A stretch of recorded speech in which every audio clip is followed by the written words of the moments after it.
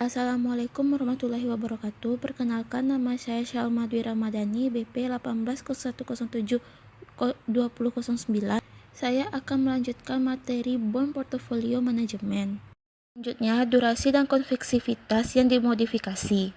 Sementara durasi maturity melihat sensitivitas dari obligasi terhadap perubahan tingkat bunga. Durasi yang dimodifikasi mengevaluasi dampak perubahan hasil pada harga. Durasi yang dimodifikasi dapat digunakan untuk memperkirakan perubahan harga obligasi, mengingat perubahan kecil dalam hasil yang diperlukan. Rumusnya, durasi yang dimodifikasi sama dengan durasi maturity dibagi 1 ditambah Y. Selanjutnya, durasi portofolio. Durasi portofolio hanyalah rata-rata tertimbang dari durasi individu obligasi dalam portofolio.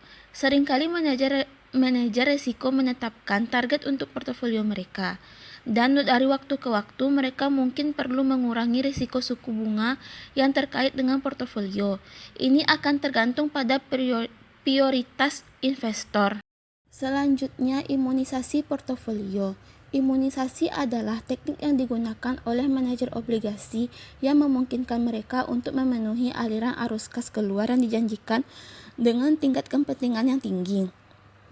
Imunisasi dicapai dengan menghitung durasi arus keluar yang dijanjikan dan kemudian berinvestasi dalam portofolio obligasi yang memiliki durasi yang sama, asalkan perhitungan durasi benar dan tidak ada risiko penyesuaian konveksitas besar. Bahaya tidak memiliki cukup uang tunai untuk memenuhi komitmen masa depan terbatas. Durasi portofolio obligasi secara sederhana dihitung sebagai rata-rata tertimbang dari masing-masing obligasi dalam portofolio. Karena suku bunga berfluktuasi, nilai sekuritas yang dimiliki dalam portofolio dan tingkat di mana sekuritas tersebut memiliki hasil pendapat berfluktuasi.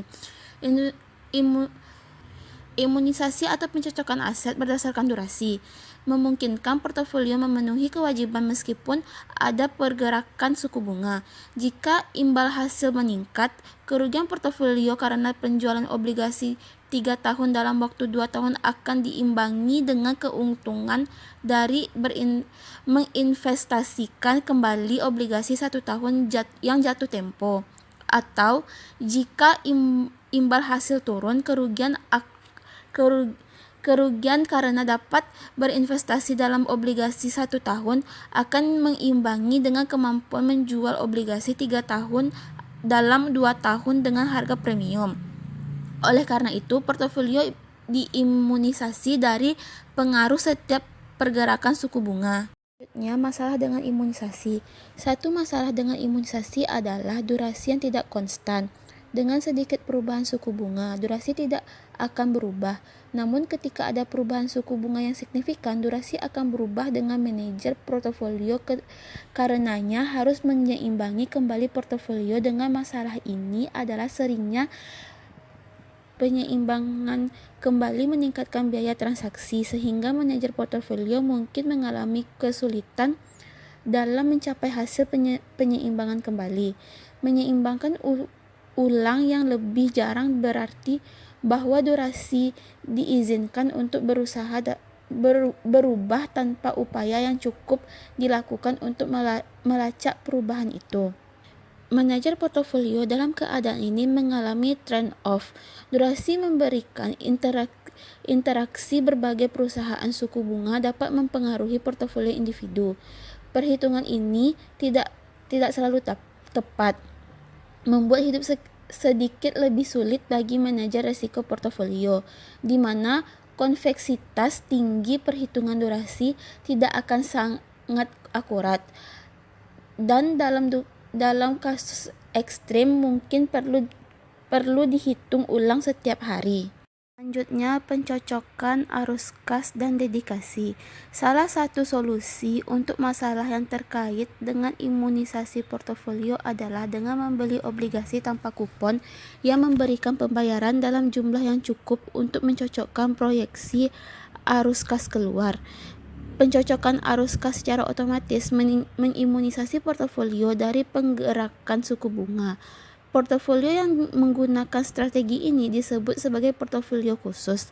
Keuntungan dari dedikasi adalah bahwa hal itu menghilangkan resiko suku bunga dan dengan demikian menghilangkan reblending yang mungkin menurunkan biaya transaksi. Namun pencocokan arus kas memang menimbulkan beberapa kendala. Mungkin ada lebih banyak batasan pada proses pemilihan obligasi sehingga mustahil untuk mengejar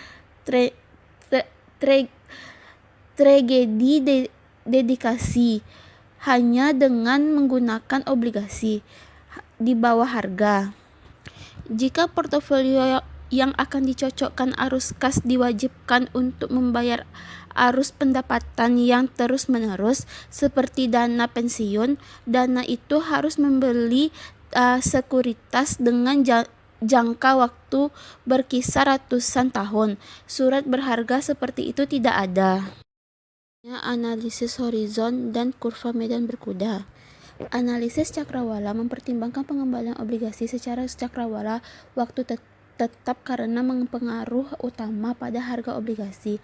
Asumsi perubahan. Dengan strategi ini, analisis dapat atau manajer portofolio menilai apakah menurut mereka harga pasar saat ini terlalu tinggi atau terlalu rendah. Setelah mengembalikan obligasi alternatif telah dipertimbangkan selama berbagai jangka waktu yang diimbal hasil yang diharapkan, portofolio dapat disesuaikan dengan mengukur harga obligasi yang terlalu mahal dengan obligasi yang rendah, harganya yang terlalu rendah, atau penukaran obligasi. Versi tertentu dari analisis horizon disebut mengendarai kurva hasil. Strategi ini melibatkan pengembalian sekuritas jangka panjang dengan imbal hasil lebih tinggi daripada yang diperlukan untuk mempengaruhi kewajiban arus kas keluar dan menjualnya untuk memperoleh keuntungan modal saat arus keluar jatuh tempo, dengan asumsi bahwa kurva imbal hasil tetap tidak berubah.